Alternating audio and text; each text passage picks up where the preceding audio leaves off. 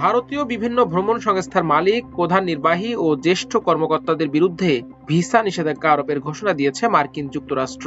ভারতীয় এসব সংস্থা সচেতনভাবে অবৈধ অভিবাসনে সহায়তা করছে বলে অভিযোগ করেছে ওয়াশিংটন।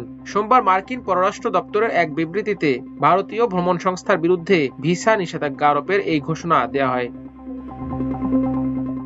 এতে বলা হয়, ভারতে অবস্থিত মার্কিন দূতাবাস ও কনসুলেটগুলোতে কনসুলার অ্যাফেয়ার্স ও ডিপ্লোম্যাটিক সিকিউরিটি সার্ভিস প্রতিদিনই অবৈধ অভিবাসন, মানব পাচার এবং এর সঙ্গে জড়িতদের শনাক্ত করার জন্য কাজ করে যাচ্ছে। বিবৃতিতে বলা হয়, আজ মার্কিন পররাষ্ট্র দপ্তর ভারতীয় এসব ভ্রমণ সংস্থার মালিক, নির্বাহী ও জ্যেষ্ঠ কর্মকর্তাদের বিরুদ্ধে ভিসা নিষেধাজ্ঞা আরোপ করছে, যারা সচেতনভাবে যুক্তরাষ্ট্রে অবৈধ অভিবাসনে সহায়তা করেছে। এ ধরনের মানব পাচার চক্র ভেঙে দিতে ভবিষ্যতে ওয়াশিংটনের ভিসা নিষেধাজ্ঞা জারি থাকবে বলে বিবৃতিতে জানানো হয়েছে।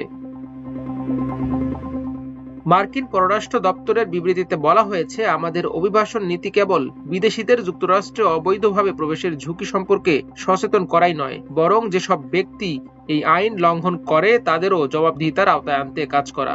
এর মধ্যে অবৈধ অভিবাসনে সহায়তাকারীরাও অন্তর্ভুক্ত রয়েছেন। বিবৃতিতে বলা হয়, আইনের শাসন প্রতিষ্ঠা ও মার্কিন নাগরিকদের সুরক্ষার জন্য যুক্তরাষ্ট্রের অভিবাসন আইন ও নীতির বাস্তবায়ন করাটাই গুরুত্বপূর্ণ।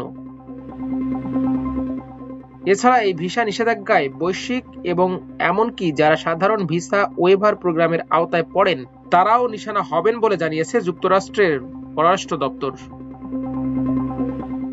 গত জানুয়ারিতে যুক্তরাষ্ট্রের প্রেসিডেন্টের দায়িত্ব নেওয়ার পরই দেশ থেকে অবৈধ অভিবাসীদের তাড়ানোর সিদ্ধান্ত নেন ডোনাল্ড ট্রাম্প। দেশটির প্রশাসন ইতোমধ্যে বিশ্বের বিভিন্ন দেশের হাজার হাজার অবৈধ অভিবাসীকে নিজ দেশে ফেরত পাঠিয়েছে।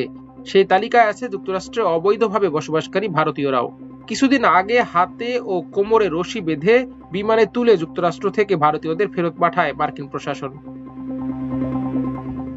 এদিকে যুক্তরাষ্ট্র থেকে আমদানি করা সব ধরনের পণ্যের ওপর থেকে ভারত শুল্ক তুলে নিতে রাজি হয়েছে। ডোনাল্ড ট্রাম্পের এমন দাবি দ্রুততার সাথে নাকচ করেছে ভারত সরকার। 16 মে স্থানীয় সংবাদ সংস্থাকে দেয়া এক বিবৃতিতে ভারতের পররাষ্ট্রমন্ত্রী এস জয়শঙ্কর এই দাবি খণ্ডন করে বলেন, আলোচনা এখনো চলছে এবং সবকিছু চূড়ান্ত না হওয়া পর্যন্ত কিছুই চূড়ান্ত নয়।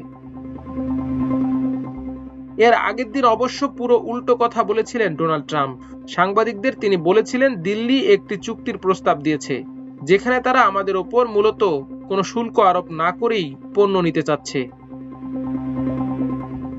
বিশ্লেষকরা বলছেন, সম্প্রতি প্রতিবেশী রাষ্ট্রগুলোর সাথে বৈরিতা বৃদ্ধি পাওয়ায় ভারত বাণিজ্যিকভাবে ব্যাপক ক্ষতির শিকার হচ্ছে।